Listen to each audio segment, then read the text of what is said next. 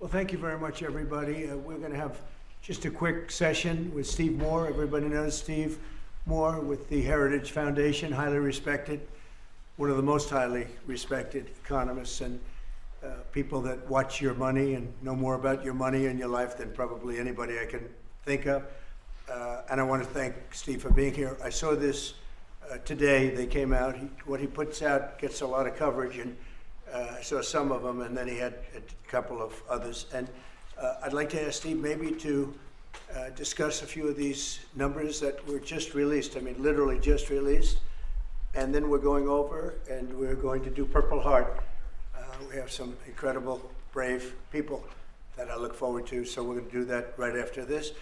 Steve, could you say a few words about the various charts? Thank you, Mr. President. So I called the President because I had some very good news from some new data that we've been able to put together that no one has ever seen before, and I'll just very quickly go through these. So I was telling the President that he did the right thing in calling for a new head of the Bureau of Labor Statistics, because this shows that over the last 2 years of the Biden administration, the BLS overestimated job creation by 1.5 million jobs. That's a, Mr. President, that's a gigantic error. And I don't know if she's, I'm not. It might not have been an error, that's the bad part. If it was an error, it would be one thing. I don't think it's an error. I think they did it purposely. Whether that, you may well be right, but even if it wasn't purposefully, it's incompetence. Right. Okay, so 1.5 million jobs overestimated. We have access to the, some data that no one else does on what has happened month by month with median household income. This is based on unpublished Census Bureau data. It will be released sometime in the next 6 months, but we get an advanced look at it. And so I was telling the President in his first 5 months in office, starting in January through the end of June, the average median household income adjusted for inflation for the average family in America is already up $1,174. That's a huge, an incredible number. Yeah. Just came out. Just came out. So that's a giant gain. And if I would have said this, nobody would have believed it. There's your number. We're doing well. So the next one compares, we finally have the 2024 data on what happened with real family income in the United States. And so what I did was I compared the record in Donald Trump's first term with the Joe Biden first term. And you can see that, by the way, these dotted lines here, Mr. President, that's COVID. So if it had not been for COVID, these numbers would have been substantially better. But even taking account President Trump's last year in 2020, we saw a $6,400 real after inflation gain in income for the average family. And that compares with Joe Biden, which was a measly $551. So, Mr. President, you gain 10 times more income for the average family than Joe Biden is because of your policies. And that's taken into consideration COVID, Yep. Which a lot of times you don't have to do that. Yeah, but because we were I'm very glad you did we were that. over No, we were almost 8,000 until. Look at that number. Yeah. Okay. So then we looked at which families did the best. And we have data from the Census Bureau that shows by income percentage. So the 25th percentile is the lowest income, 75th percentile is the highest income.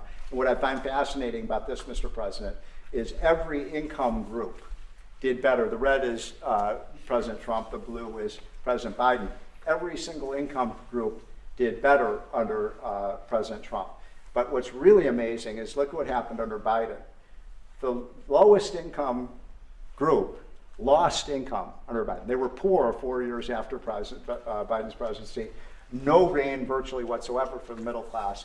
And the rich was the only group that did better under Biden, which is ironic because Biden keeps saying he was trying to get rid of income inequality. He made income inequality worse, not better. It was President Trump that reduced income inequality. These numbers just came out, by the way. Yep.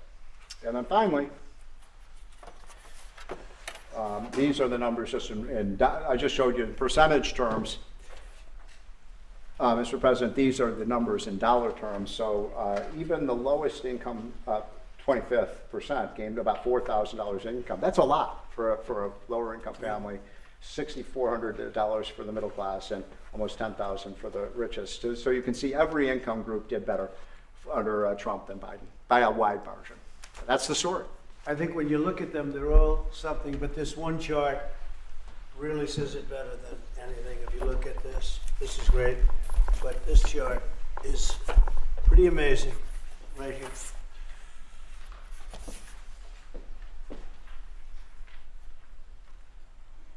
All new numbers.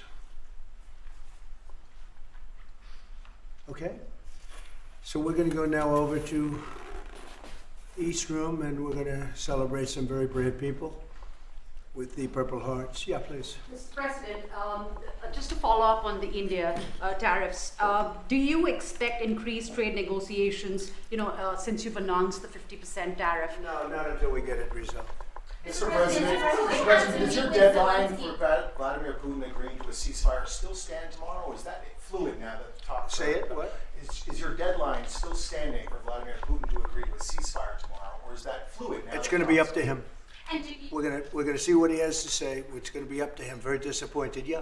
and do you have to meet with, does Putin have to meet with Zelensky in order and before you and Putin have to meet? Or are you No, hope- no. Are you So hoping you're for, willing to, that's actually important because President Putin said this morning he was pretty dismissive of this idea of meeting with President Who was? Zelensky. President Putin was. I don't know. I didn't hear For you him. to meet with him, he doesn't have to agree to meet with Zelensky. Is that what you're saying? No, he doesn't. No.